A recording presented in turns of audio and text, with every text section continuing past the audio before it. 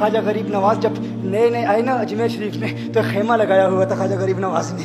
خیمے میں خواجہ غریب نواز عصر سے لے کر مغرب کے وقت تک روتے رہتے تھے. ایک نوجوان اجمیر سے باہر گیا ہوا تھا پڑھنے کے لیے, کچھ عرصے کے بعد واپس آیا اور اس خیمے کے قریب سے گزر ہوا اور گزرا تو رونے کی آواز آئی. فوراً دیکھتا ہے کہ خواجہ غریب نواز رو رہے ہیں, ابھی غیر مسلم ہے, اسلام قبول نہیں کیا. فوراً گھر جاتا ہے, ماں سے پوچھتا ہے, ماں یہ مسلمانوں کا گرو کیوں روتا ہے, مسلمانوں کا بابا کیوں روتا ہے؟ میں ہر روز گزرتا ہوں, عصر سے مغرب کے مابین جو وقت ہے یہ روتا ہے. ماں نے کہا جاؤ اس سے پوچھ لو کیوں روتا ہے. وہ نوجوان خواجہ غریب نواز کے خیمے کے اندر آیا, کہا بابا میں ہر روز یہاں سے گزرتا ہوں, آپ کے رونے کی آواز آتی ہے, بتائیے آپ کیوں روتے ہیں؟ کہا جاننا چاہتے ہو میں کیوں روتا ہوں؟ میں نے ایک مدت اپنے مرشد کے ساتھ گزاری ہے, مرشد کی خدمت میں گزاری ہے, مجھے اپنے پیر کی یاد رلاتی ہے, پیر کی یاد رلاتی ہے. میں عصر سے مغرب کے وقت تک اپنے مرشد کی یاد میں روتا رہتا ہوں. اس نوجوان نے کہا اچھا میں نے تو سنا تھا کہ انسان کو جب درد ہوتا ہے, تکلیف ہوتی ہے تو تکلیف انسان کو رلاتی ہے, آپ کو تو محبت ہے,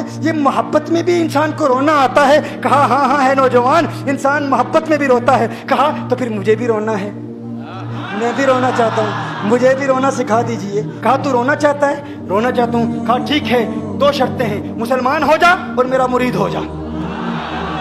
کہا میں ماں سے اجازت طلب کروں گا.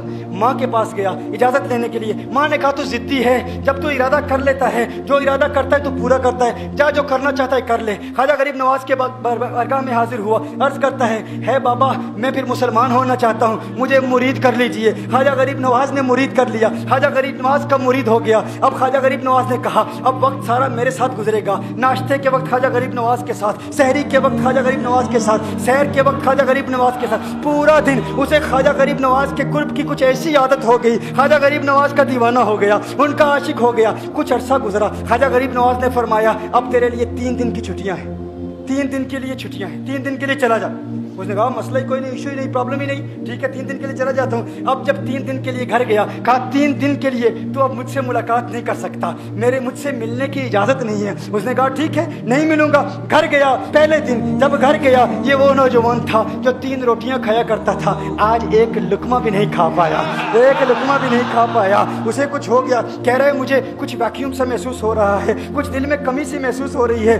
یوں وقت گزرتا گیا, رات کا وقت آیا, آنکھ نہ لگی, سو نہ پایا, مکان کی چھت پر چلا گیا. ماں نے دیکھا بیٹا چھت پر کیوں چلا گیا؟ ماں چھت پر جاتی ہے, بیٹے کیا ہوا؟ کہا پتہ نہیں ماں میں تو فوراً سو جاتا تھا, آج نیند بھی نہیں آ رہی, آج کھانا بھی نہیں کھا پاتا. ماں تو چلی جا. ماں چلی جاتی ہے. یوں جب سحری کا وقت ہوتا ہے اس کی آنکھوں سے اشکوں کی برسات جاری ہوتی ہے, اس کی آنکھوں سے اشکوں کی برسات جاری ہوتی ہے. وہ رو رہا ہے, اس پر رکت تاری ہے. ماں آتی ہے, بیٹے کیا ہوا؟ کہا ماں مجھے پیار ہو گیا ہے, ماں مجھے محبت ہو گئی ہے, ماں مجھے عشق ہو گیا ہے. جا غریب نواز کے پاس, کہا مجھے بلا لو. اب یہ جدائی برداشت نہیں ہوتی, اب مرشد کی جدائی برداشت نہیں ہوتی. ماں فوراً خواجہ غریب نواز کی بارگاہ میں حاضر ہوتی ہے. کہا میں نہیں جانتی ہے مسلمانوں کے بابا, تو نے میرے بیٹے کو کیا دے دیا, تمہارا تعلق نہیں سمجھ پاتی, تمہارا رشتہ نہیں سمجھ پاتی, لیکن وہ تو رو رہا ہے, کہتا ہے واپس بلا لو. خواجہ غریب نواز نے کہا نہیں ابھی وقت نہیں ہے, میں اپنی زبان میں کہتا ہوں. گویا کہ خواجہ غریب نواز نے کہا ہوگا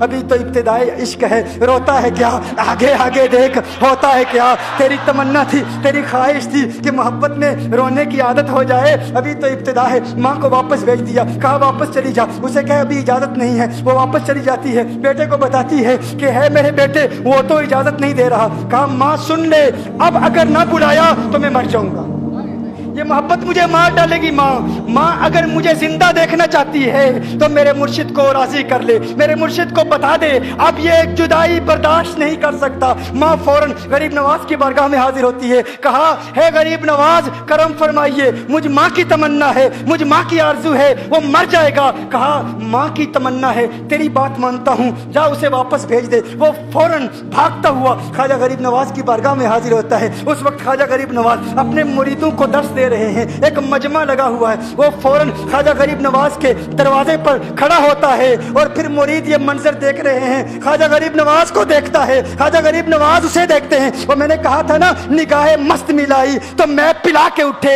جہاں وہ بیٹھ گئے میں قدا بنا کے اٹھے. خواجہ غریب نواز نے اس کی آنکھوں سے آنکھیں ملائی اور پوچھا اب پتا چلا محبت میں رونا کیسے آتا ہے, اب پتا چلا. اس نے کہا ہے غریب نواز کرم فرمائیے. فوراً غریب نواز नवाज को पुकारता हुआ गरीब नवाज के कदमों में आ गिरा, गरीब नवाज के कदमों से लिपट गया। अब मुरीदीन इस मंजर को देख रहे हैं और हैरान हो रहे हैं कि सिर्फ वो मुरीद ही नहीं रो रहा, सारे मुरीद रो रहे हैं, इस प्यार के रिश्ते को देख रहे हैं। और फिर एक अजीब और गरीब मंजर, ख्वाजा गरीब नवाज ने कहा, आज रात तूने खाना खाया था? कहा नहीं खाया था, नहीं खाया था। ख्वाजा गरीब नवाज ने फरमाया, मैंने भी नहीं खाया था, मैंने भी नहीं खाया था, मैंने भी नहीं खाया था। फिर ख्वाजा गरीब नवाज ने फरमाया, आज रात सोया था? कहा नहीं सोया था। कहा आंख मुझे भी नहीं लगी, नींद मुझे भी नहीं आई। ये मंजर सब मुरीद देख रहे हैं, वो मुरीद भी रो रहा है और ख्वाजा गरीब नवाज की आंखों में अश्कों की बरसात जारी है। ये वो रोने वालों का मकाम है।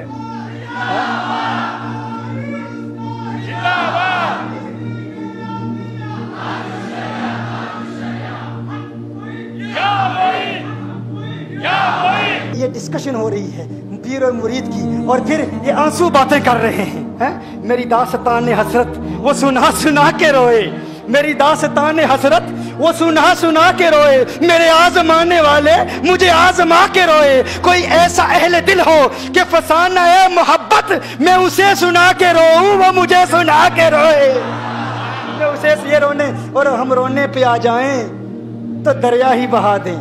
ये चिश्तियों का रोना है, हम रोने पे आ जाएं तो दरिया ही बहा दें। शबनम की तरह हमें रोना नहीं आता।